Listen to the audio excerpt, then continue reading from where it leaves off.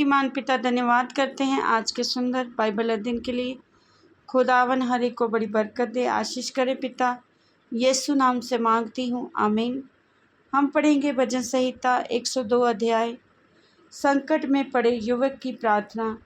हे यहोवा, मेरी प्रार्थना सुन, मेरी दुहाई तुझ तक पहुँचे।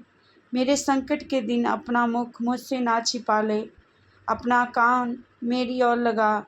जिस समय मैं पुकारूं उसी समय फुर्ती से मेरी सुन ले, क्योंकि मेरे दिन धुएं के समान उड़े जाते हैं और मेरी हड्डियां लुटकी के समान जल गई हैं। मेरा मन झुलसी हुई घास के समान सूख गया है और मैं अपनी रोटी खाना भूल जाता हूँ।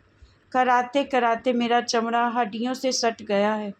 मैं जंगल के धनेश के समान हो गया हूँ।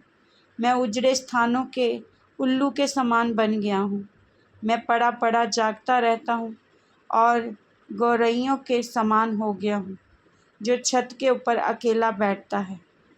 मेरे शत्रु लगातार मेरी नामधराई करते हैं, जो मेरे विरोध की धुन में बावले हो रहे हैं।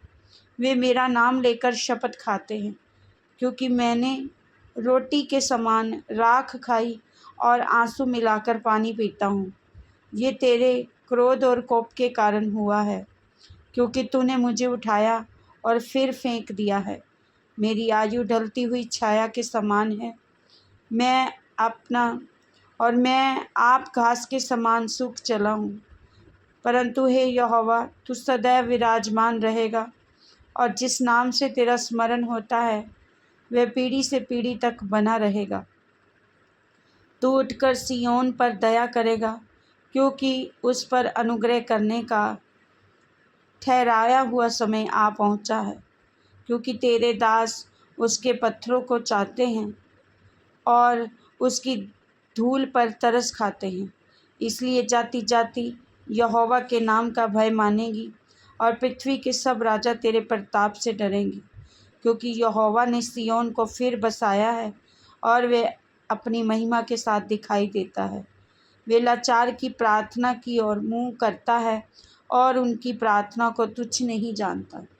ये बात आने वाली पीढ़ी के लिए लिखी जाएगी, और एक जाति जो सृजी जाएगी वही याह की स्तुति करेगी।